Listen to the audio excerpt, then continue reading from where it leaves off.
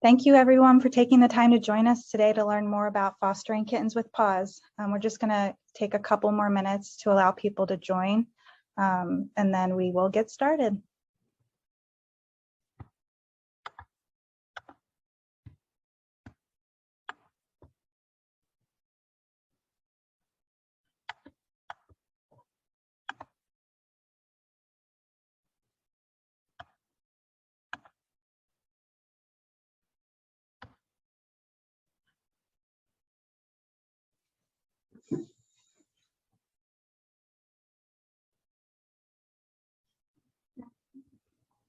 Okay, I think we're gonna just go ahead and jump in. I do just want to mention that my camera is on the fritz today, so if it goes in and out, I apologize, but you should be able to see the presentation throughout the entire time. Feel free to speak up if you're noticing any issues, but we do have staff here to help with any technical difficulties. Today's session will be recorded and we will have time for questions at the end. So if you can hold them until then, that would be great. We estimate this presentation will be about 40 minutes, and after questions, we will take a few minutes to show you some of the adorable kittens we currently have at the shelter in need of foster care. We're going to touch on a few different topics, of course, mostly kitten fostering, but also where that big need comes from. My name is Tammy. I am the foster manager at PAWS, and I've been here since 2020. Prior to that, I worked at the city's intake shelter, Act Philly, in the life-saving department for 4.5 years, and then the Jackson Galaxy Project for a year. I'm also a kitten foster parent, and I truly believe in the life-saving power foster care provides for homeless animals. So just a little bit more about PAWS. We are a donor-funded nonprofit and the city intake shelter's largest rescue partner with a mission to save Philadelphia's most vulnerable pets. As soon as we have open space, we either rescue animals from Act Philly or we take animals directly from the community by appointment to help ease the burden put on Act. We take both owner surrenders and animals found as stray. We also offer affordable vet care through 2 clinics. One is located in Grays Ferry and the other is in Northeast Philly. All right, so kittens are adorable, super cute. So what is the problem? Just to go a little bit more into that, starting earlier and lasting longer each year, kittens flood into shelters from February all the way until December. It's really starting to feel like all year long. Good Samaritans believe they're doing the right thing and bring found kittens to the shelter, oftentimes in boxes or other creative ways like the photo from the previous slide. But Philly only has one open admission shelter, Act Philly, which is incredibly underfunded. They are contracted to take in every single animal in need, regardless of available kennels or resources, and they are constantly full. So where do these kittens come from? Philadelphia has over 400,000 outdoor cats, with thousands of kittens being born every year. Sadly, so many suffer unnecessarily from illness or injury, and many don't make it. They are exposed to so many dangerous things, including harsh weather, illnesses, and unsafe areas, including predators and cars. Female cats can have multiple litters per year, and each pregnancy really does take a toll on her body, and only about 25% of the kittens survive. Just to provide a little clarity regarding outdoor cat terminology, a stray cat was socialized to people at some point in their life, but may have lost their home, been abandoned, or got lost, and currently are living outdoors. A feral cat is not socialized to people or domesticated, and is fearful of people. So both stray cats and feral cats are all considered community cats. They live outdoors and are free roaming. They likely have someone who cares for them or several people who care for them. And some owners do allow their cats to be indoors and outdoors. So there just aren't enough homes for the number of outdoor cats, especially in Philadelphia. Plus, not all cats even want to live indoors or be near people. Some people feel outdoor cats can be a nuisance to the neighborhood, just not understanding that it's their home too, and that there are ways to make it better for both people and the cats that live there.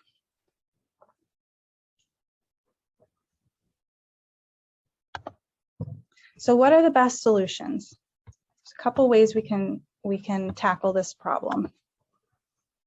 First is prevention. While foster care is often a lifesaver for those that make it to us, what about the rest? We can prevent suffering through TNR. TNR stands for Trap, Neuter, Return, and it's the most humane and effective way to reduce the cat population. Anyone can learn how to trap cats and ensure that cats in the community are fixed. We'd love to teach you all about TNR, so let us know if you'd like to learn. Healthy community cats can be spayed or neutered and safely returned to the community location they were found at. The only reason they're doing so well is because someone is likely caring for them. They are likely fed by people in the area or owned by someone and will make their way back home. You don't want to take someone's beloved pet, and returning them is often better than sitting in a crowded shelter where they're at risk of getting sick. TNR keeps communities healthier and safer because the cats are vaccinated and fixed, and they spread less disease. And there's also less fighting, vocalizing, and spraying because there's less mating. And as a bonus, cats provide natural rodent control in your community, keeping it cleaner. If you remove all of the cats, there will surely be more mice and rats. And regarding birds, humans are a far bigger threat to birds than cats are. So just to debunk that myth that's out there. One other solution, just spread the word to all good Samaritans that if you find healthy kittens, leave them alone. There's a couple ways to move forward with that. Their mom cat offers the best chance for survival and is likely out hunting or will be back or is close by hiding. If the kittens are sick or injured, you can bring them inside for care. And if mom allows, bring her in too so she can feed them. If they look healthy, try not to touch them and monitor from a distance for 8 hours. And if mom doesn't return, then they were likely abandoned. And you can bring them inside and feed them kitten formula and not cow's milk. Just keep in mind that during summer months, shelters are overrun with kittens and they need the help from the community, the finders, and foster parents to help care for them. Always ensure found kittens are spayed and neutered before they're rehomed, and make sure mom gets spayed too so she doesn't have to give birth ever again. If she's feral, use a trap and TNR her like we just talked about. And if you think a cat is pregnant, she really should be spayed anyway. While I know it's definitely sad to talk about, we are just so overrun with cats and kittens with not enough homes. Plus, there's a chance she might actually not be pregnant. Oftentimes, cats look pregnant, but they may actually have an infected uterus, which is fatal for cats. So they need to be spayed right away to save their life. And then the last solution is foster care. A core part of our mission is supporting ACT, and our ability to do this is directly tied to the number of foster homes we have available and willing people to take in kittens. Recently, we've seen a drop in foster interest. This is happening nationwide, unfortunately. While cages at the shelter, be it at ACT or here at PAWS, can provide a temporary safety net, they quickly fill up and really aren't a long-term solution, especially for tiny, fragile kittens who need help being fed around the clock. The problem just can't be solved with more cage space or extra funding, though both are still critical. More than anything, what kittens need are foster heroes like you. Moving kittens from the shelter to foster homes frees up space, which also allows us to help more kittens in need. Plus, a home environment and the individualized attention that provides has a tremendous impact on the kitten's well-being. For orphan kittens without their mom who are not yet eating on their own, foster homes are crucial to their survival. And just to touch on real quick, what is foster care? It may seem like a simple question, but if you don't fully understand what foster care entails, I hope we can answer all of your questions today.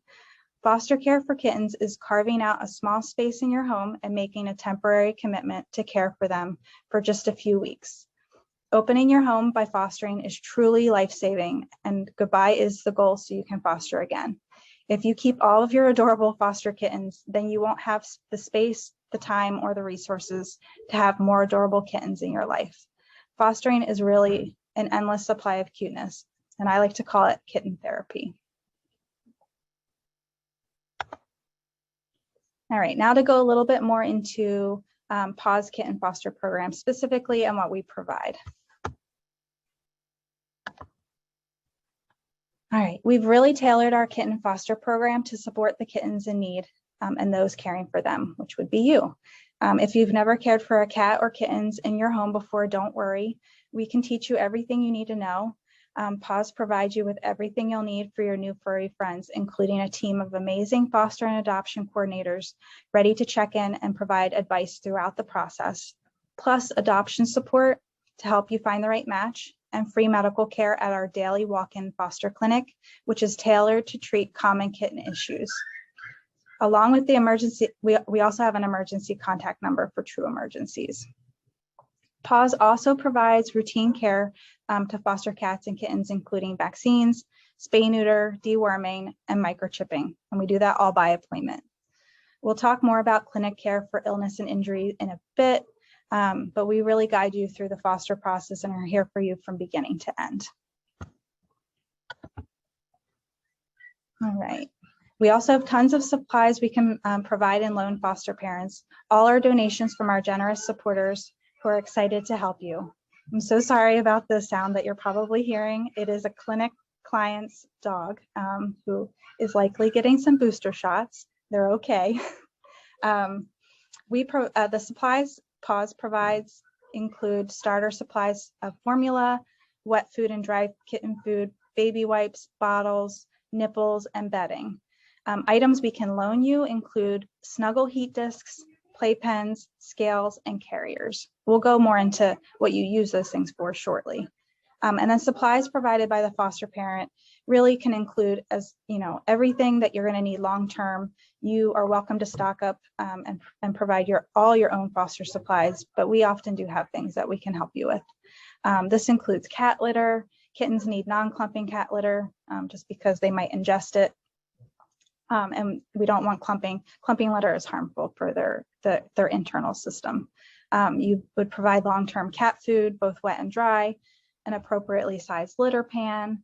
So as kittens grow, they need different sized litter pans, litter scoops, cat carriers, playpens, beds, bowls, heating pads, and then of course toys and scratchers, with the goal of teaching them to play and scratch appropriately, setting them up for success for adoption.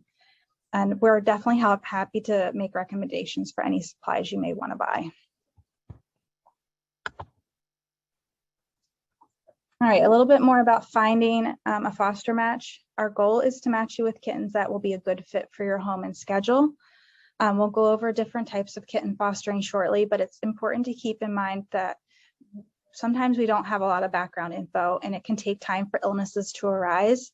This is why we really rely on foster parents' help so we can work together through any issues that pop up and ensure that the kittens are healthy and growing, and then find them the right fit, the right adoption fit.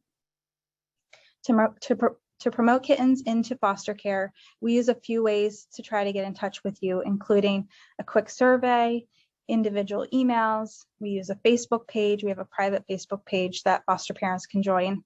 And we also use urgent email blasts. So we have kittens coming in every day throughout the day, and really the goal is to get them out as soon as possible. You're encouraged to email us when you're ready for kittens, and if we don't have a good match at the moment, we'll surely work to find you one and keep an eye out for you. There's definitely no shortage of kittens in need during kitten season. And then let's talk quickly about numbers. How many kittens might you be comfortable with fostering at a time? We typically don't have foster parents care for more than one litter at a time unless they have some experience under their belt and have the space to keep them fully separate. Nursing moms need to be kept with all of their kittens, which typically ranges from 1 to 6 kittens. For orphan kittens, we do like them to stay together, but for litters more than 4, we can split them up into smaller groups. We just never pull out single kittens from a litter because they really need each other for their socialization development. But we do also often rescue single kittens. And if they need a buddy, we can help you pair up singles once they're past their isolation period and healthy. All right, we're going to take a few minutes to answer the questions that we get asked most frequently, but there will also be time at the end for you to ask any questions you may still have. All right, how long is the commitment? The commitment varies based on their age, medical condition, and behavior needs. Some foster animals may only need a few weeks of foster care, while others may need many months. Kittens can be spayed or neutered at 6 to 8 weeks old and then promoted for adoption. So they typically need about 2 to 8 weeks, depending on their age and health. For example, if you take home a litter of 4-week-old kittens and they remain healthy, your goal is to get them to 6 weeks old when they're 1.5 pounds and schedule their spay-neuter surgeries. If they get sick, then they'll need to come to our medical clinic and may need an additional week or 2 of medication and recovery time before being ready for surgery. Long-term fostering is to commit to caring for kittens until they're adopted with no definitive timeline or end date set. We do try to help you keep the process moving though. This is our biggest need since it provides the least amount of bouncing around for the kittens, giving them stability, plus it gives our team more time to focus on supporting you and saving more animals. There are other super helpful temporary options for bottle feeder kittens that need around-the-clock care. I'll go over those more shortly, but also another option includes pet sitting for other fosters, which is really, really helpful. For those of you who like to change things up, you're welcome to foster long-term when you can, and then help with these other options in between. No matter what, our goal is to support you and to keep the foster process moving. We do our best to be flexible, and while we never want you to feel stuck, our kittens do really depend on you. There are definitely many ways, many options to succeed at fostering kittens. All right, responsibilities. Fostering kittens is an incredibly rewarding experience. Take it from me, I could talk about it all day, but it can honestly be time-consuming, hard work, and pretty messy. The main responsibilities and commitment include good communication with our team and compassionate care for your foster kittens. We ask that you stay in touch with us, with our primary method of communication being email, but we can also call to talk things through over the phone whenever you need. We do ask for open, frequent, and timely communication, including detailed, objective updates, concerns, and happy tidbits. Once your foster kittens are ready for adoption, foster parents will need to submit good photos, videos, and personality info for adoption promotion, and then chat and meet with potential adoption matches. We also have 2 dedicated cat adoption centers you're welcome to place your foster kittens at. One is in Old City, and the other is at the PetSmart at Broad and Washington. We'll talk a little bit more about adoption shortly.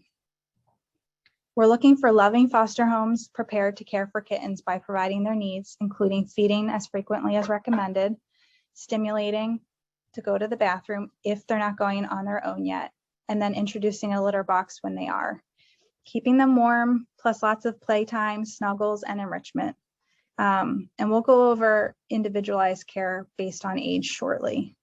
To keep your foster kitten safe while in your care, you need to kitten-proof your space and make sure that you offer the right amount of space as they grow.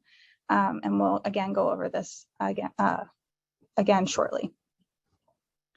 And foster parents should be able to get to our foster walk-in clinic for medical care, which runs from midday every day, as well as be open to learn to medicate your foster kittens if and when needed. We are always happy to talk through medical care.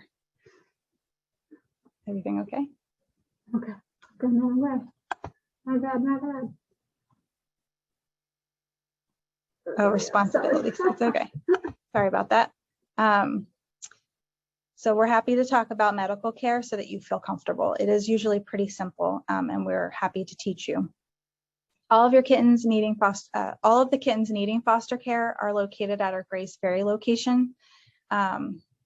Foster medical care for illness or injury, routine care, as well as spay neuter is all provided at this location as well. Our Grant Avenue location is currently only open to foster parents for booster shots and spay neuter. So you really do need to be able to get to Grace Ferry for anything regarding illness and injury. We recommend foster parents live within 30 to 45 minutes of our Grace Ferry location, since kittens need several trips to clinic for boosters and medical care, plus in the case that there's an emergency. All right, fostering cats and kittens don't require as much space as you'd think. Tell us about your space so our team can factor it in, and we will provide tips when we match you with kittens. You just want to create a safe, separate foster space with everything your kittens or cat will need, including cozy bedding, litter, food, water, a heat source, toys, and scratchers. A bathroom, a bedroom, an office, or a finished basement work great, but a door is definitely needed. Your other pets should not be able to touch your fosters under the door or through a crate or through a playpen. Tiny kittens shouldn't have access to an entire room, let alone an entire house. Large carriers or Rubbermaid bins are perfect for newborns. Playpens and bathrooms are great starter spaces when they're just learning to walk. And once they're fully mobile, they can have full access to a room, but should still be closely monitored if they're allowed to free roam the house. You can check in with our team if you're unsure about how to set up your space to keep them safe. And keeping your foster kittens separate and secure allows you to monitor their health and ensures that they're eating, drinking, urinating, defecating, and have normal energy level. One of the biggest considerations foster parents have is how to keep your resident pets safe and comfortable when bringing home a new foster animal. Fostering can be done safely with the right management and slow intros. Even better, plan to keep your foster kittens separate for the full foster process and focus on getting them adoption ready. Clear communication with our team is important throughout the process. We do require that you separate your fosters in a safe space away from your pets, like we just talked about. We recommend it for a minimum of 2 weeks. It really helps reduce stress and possible disease transmission to your resident pets, and washing your hands is also a must. We do not test our cats on intake for FIV or FELV for a good reason that we can talk about later. So please do not introduce a foster to your resident cats unless all of them have been tested negative for FIV and FELV. And also make sure that they're free of contagious illnesses. All of your pets should be up to date. All of your foster pets and your resident pets should be up to date on vaccines, and resident cats should also be spayed or neutered, since we're oftentimes sending you home with unaltered mom cats or unaltered kittens. Introductions to resident pets should be done slowly over the course of weeks, and mom cats are notorious for not loving other animals since they have a lot of hormones. So just try to respect everybody's body language to keep everybody safe and stress-free. And if your pets aren't a fan of mom cats or kittens, just keep them separate with a towel under the door. Of course, the safety and comfort of your resident pets comes first. And for that reason, it's super important to stay in communication with us, especially throughout the introductory period, so we can support you and fine-tune the approach.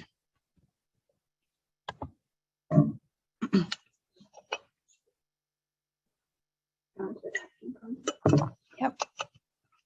All right, so a little bit more about our adoption and promotion process. Our team helps guide you through the adoption process, and will remind you when foster kittens are ready for adoption. First, we'll ask you to tell us about them, including submitting an adoption bio, as well as sending us plenty of clear photos and videos that show off their personalities.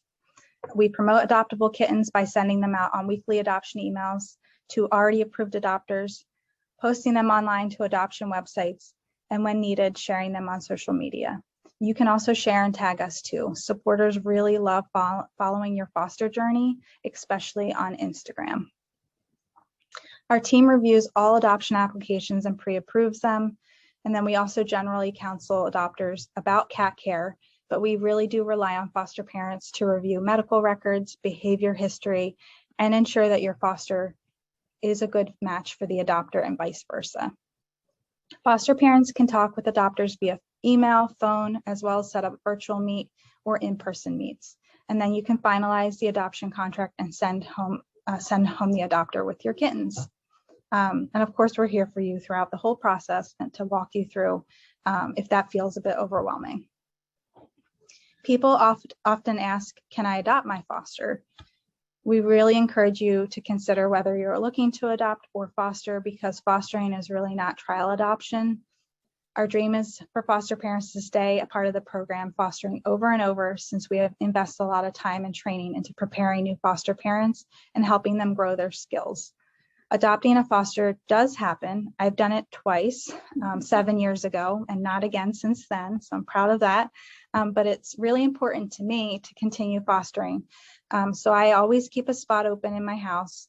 And by that, I mean not only space, but also time and resources. I focus on goodbye being the goal, and always remind myself that another family will care for and love my foster just as much as I do. Believe me, I've wanted to keep so many. People also often wonder if they'd be a good foster parent, but at the end of the day, what it really takes is a combination of a few of the following attributes. If you care about animals, don't mind a little hard work, enjoy learning, and value seeing how your work can improve and change their lives, you will make an excellent foster parent. If you're up for working with us as a team to get them healthy and big enough for adoption, are willing to learn to care for kittens, and are able to get to our clinic and provide any medical care needed, then you will make an excellent foster parent. And while we understand that the challenging behavior or medical issues aren't for everyone, if you're willing to learn how to work through them, it's incredibly rewarding, and we are here to teach you. All right, we're going to go over a little bit more regarding kitten care by age, just because these categories really identify what type of fostering people can do with their schedules. So the care kittens require really does vary by age. It's amazing to watch them grow and learn how to best provide the care they need. Hands-on experience is really the best way to learn. Pictured here are kittens ranging from newborn all the way to 8 weeks old, which is typically adoption age. You can see as they develop, their eyes open, their teeth come in, and their ears pop up, although they wiggle from day one, and it's adorable. Kittens typically don't learn to eat on their own until around 4 weeks old, so any orphan kittens under that age needs help eating every few hours. We also often have kittens older than 8 weeks old in need of foster care if they have any illness or injury that they need to heal from, or if they need a bit of socialization before they'll be ready for adoption. This age chart was created by Hannah Shaw, who's also known as Kitten Lady. She has created an endless amount of resources on her website, Facebook page, Instagram, and her YouTube channel that provides amazing guidance on how to care for kittens of all ages. I highly recommend that you check out her resources. And a lot of our resources for kitten care do refer to several of her YouTube tutorials. All right, so just to touch on bottle feeder kitten care. Orphan bottle feeder kittens are considered newborns to 4 weeks old, to 3.5, 4 weeks old. They are so fragile and at risk of declining without their moms and her milk. They need to be fed every 2 to 4 hours using a bottle or a syringe with a nipple, and they need to be stimulated to urinate and defecate before being fed. They also need help regulating their body temperatures, so providing a heat source as well as a space to move away from the heat is really crucial. And keeping the kittens clean and providing fresh bedding is also a must so that they don't get skin irritation. Bottle feeder kittens, for our bottle feeder kitten foster program, we actually send you home fully stocked with everything that you'll need to bottle feed, including the carrier, bedding, bottles, formula, and then of course you can definitely get supplies of your own. You want to house them in a large cat carrier or a small playpen, or even a large Rubbermaid bin with the lid off. Works great until they're able to like jump and climb. Bottle feeder fosters need to have a flexible schedule, either being home majority of the day or being able to take the kittens with you, since they need to be fed every 2 to 4 hours. And when they're little, and then every 3 to 4 hours as they get older until they learn to eat on their own. Thankfully, they're tiny and they can be transported easily. And while it's a lot of work with some sleepless nights for a few weeks, it's incredibly rewarding to see the kittens grow.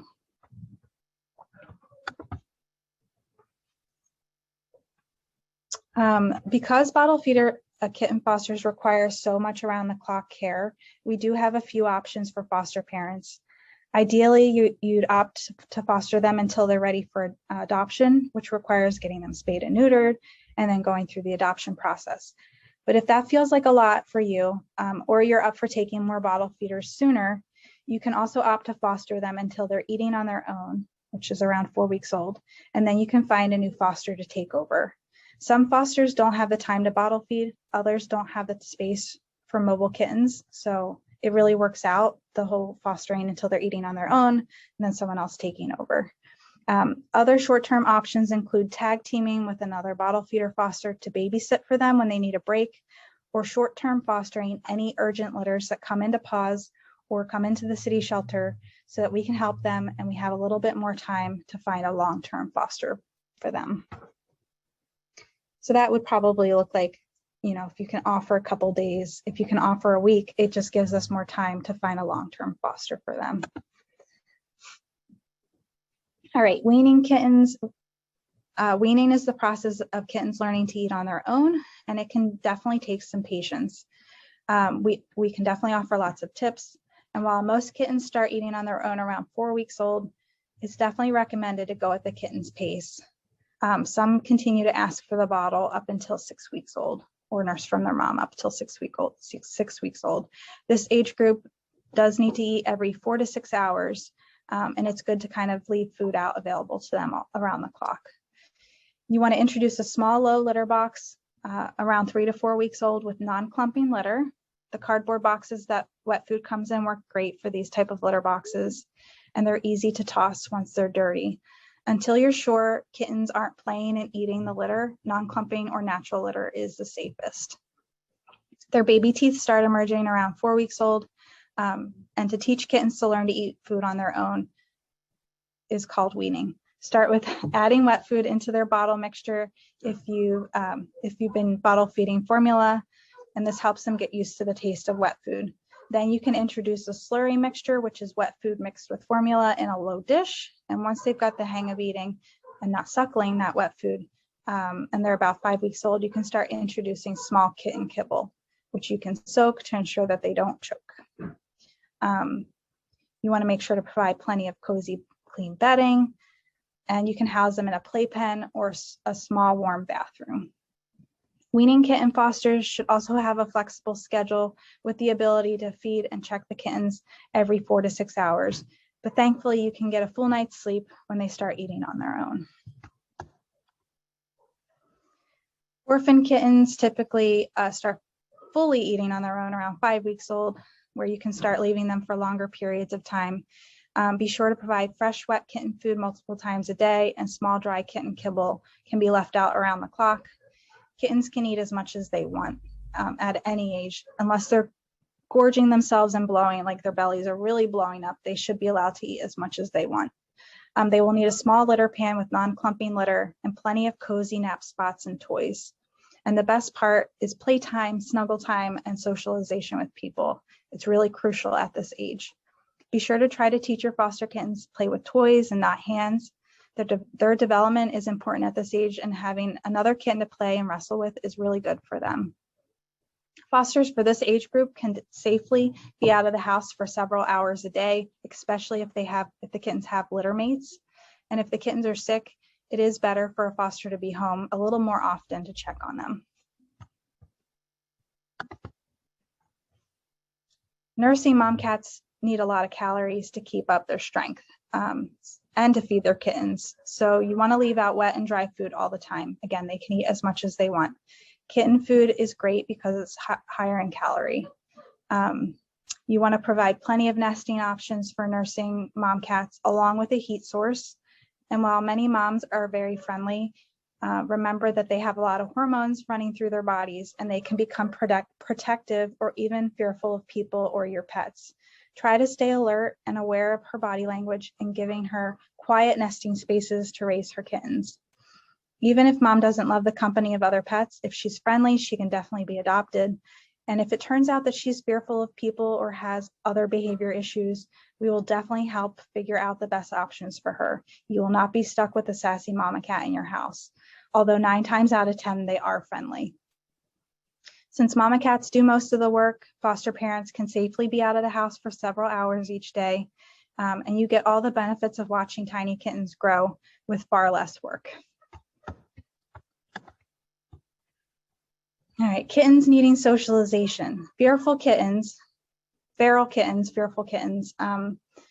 can typically be socialized up until about 4 months of age. After that, it does get a lot harder.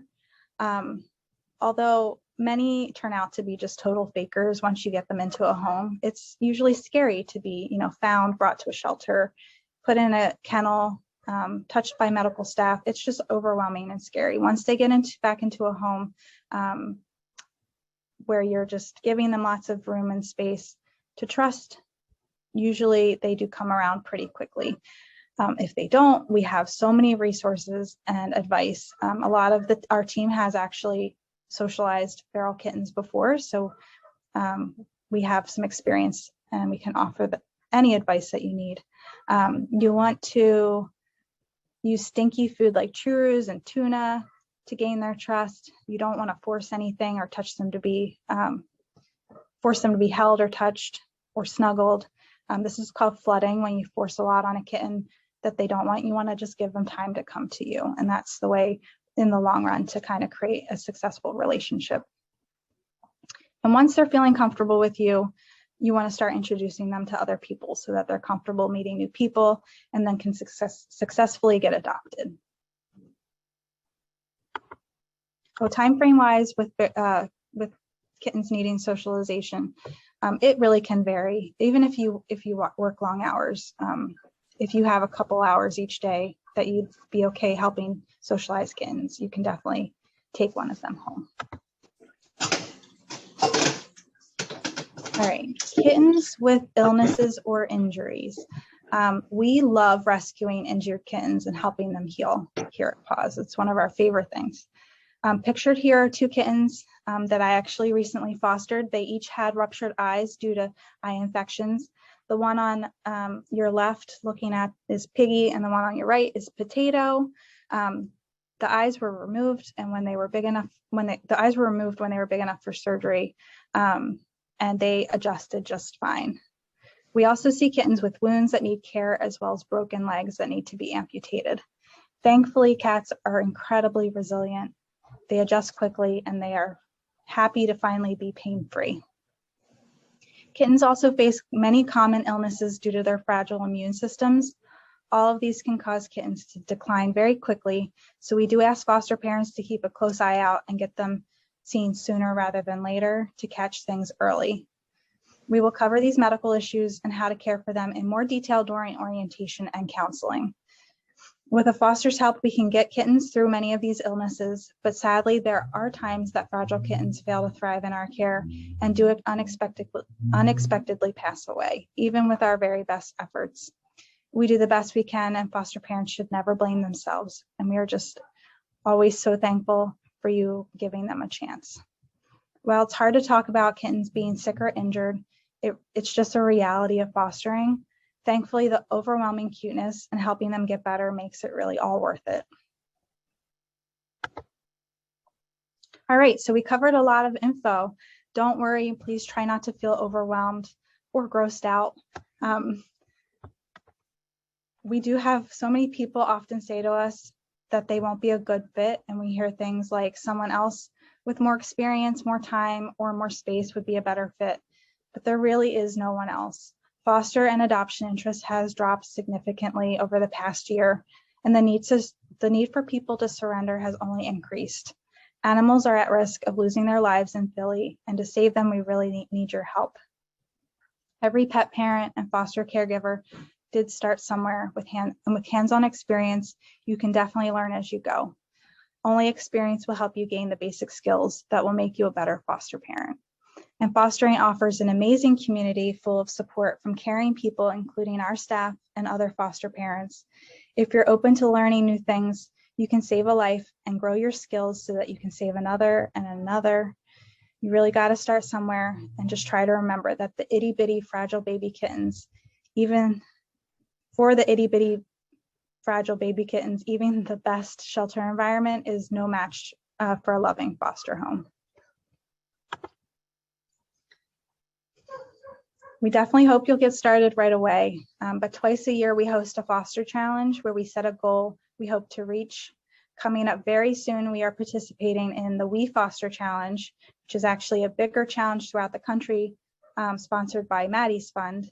and there's some grants available, which is really exciting. And it runs the entire month of May, and we've set a goal of placing 150 animals into foster care.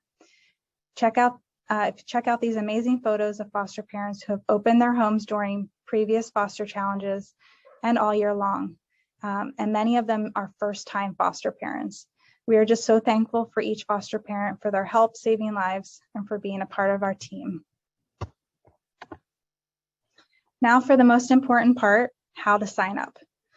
Please visit our website at phillypaws.org/foster. Liberty's going to put it in the link right now, or in the comments right now. Put the link in the comments right now. So sorry. And you can fill out our foster application ASAP. We are very desperate for new foster parents to help us carry out with our mission and the work we do. Once you submit an application, it will be reviewed within 48 hours by our volunteer team. So keep an eye out for an email from fosterhotline@phillypaws.org. Please make sure that this is not going to your spam. So if you fill out an application and don't hear from us within 48 hours, please check your spam inbox. Then follow the links to watch our quick virtual orientation and take a simple review quiz. Then you will get an approval email and you can fill out our kitten foster availability survey so that we can match you with kittens and start the conversation. If you are interested in fostering bottle feeder kittens, there is an additional onboarding training for that. That's pretty simple.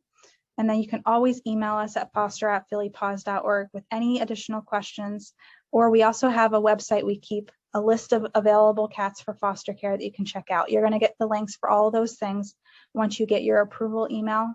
And definitely, again, I encourage you to feel free to ask any questions that you have at any point, whether it's via email, if you want to ask for a phone call, or if you want to we always talk in person in detail once you come in to pick up your first litter. So you're feeling comfortable and prepared. All right, thank you so much for coming. And now we have some time for questions. We encourage you to come off mute, or you can write your question in the chat. You can use the raise your hand option, and definitely stay tuned. After questions, we're going to take a walk through our maternity room and you can meet some kittens.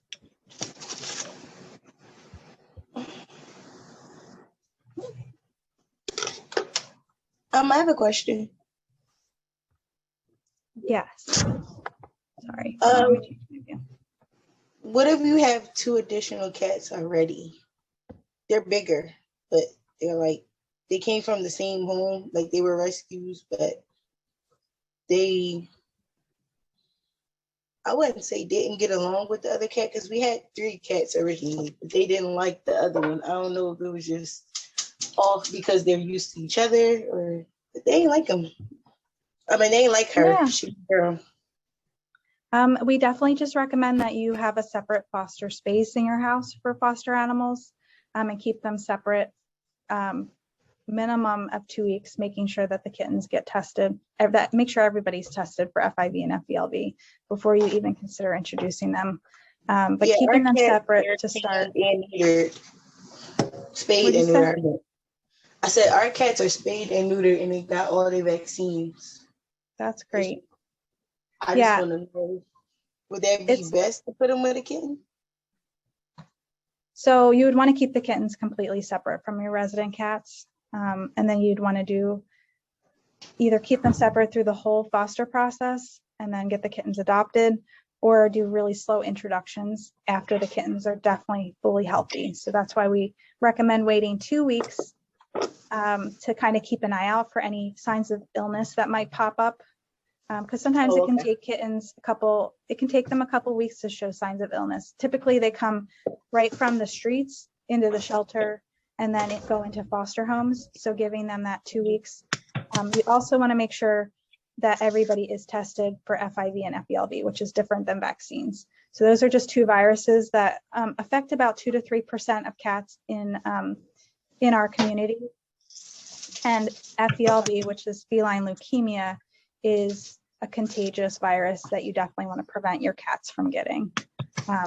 So having everybody tested typically is the best way to go. So having that separate foster space to start. Sorry, go ahead.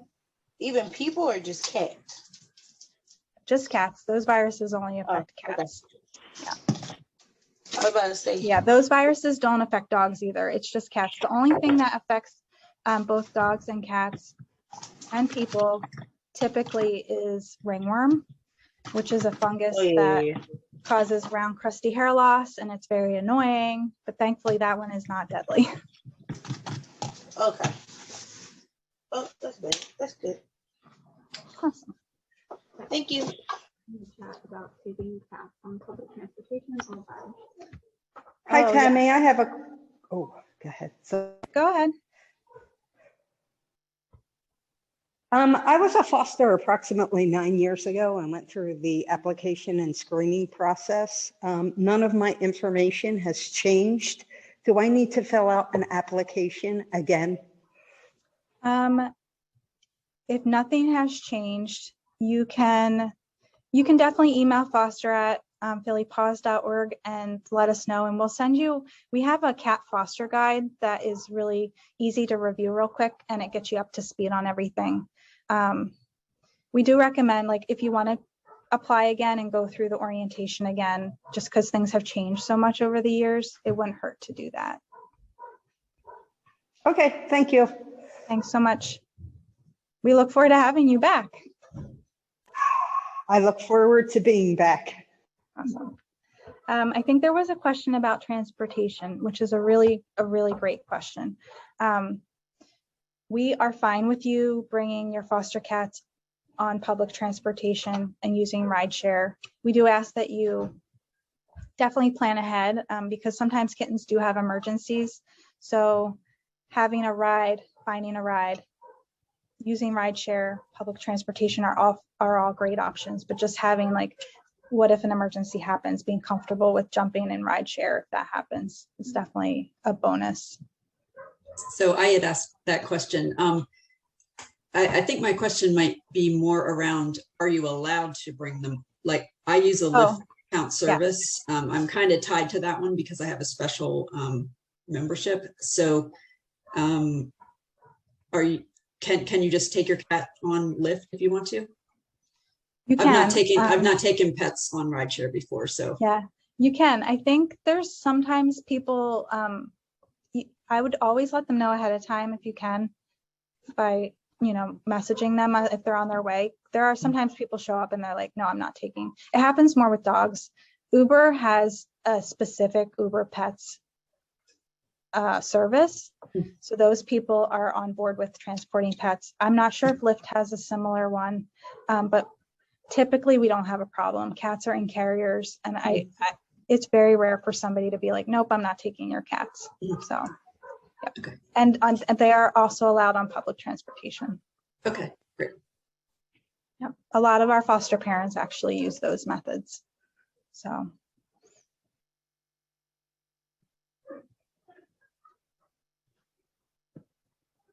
Any other questions? Oh, sorry. Go ahead. Oh, I'm sorry. I was going to let someone else go because I just talked. I can ask my question after yours.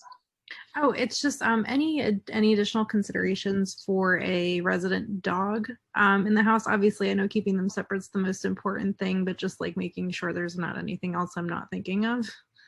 I think has your dog ever been around cats before?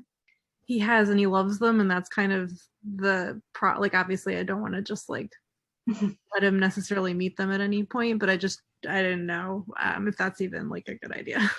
Yeah, I think so. In my opinion, dogs offer great. It's really great for kittens to be socialized with dogs, because then you can find homes for them that have dogs and confidently say that they've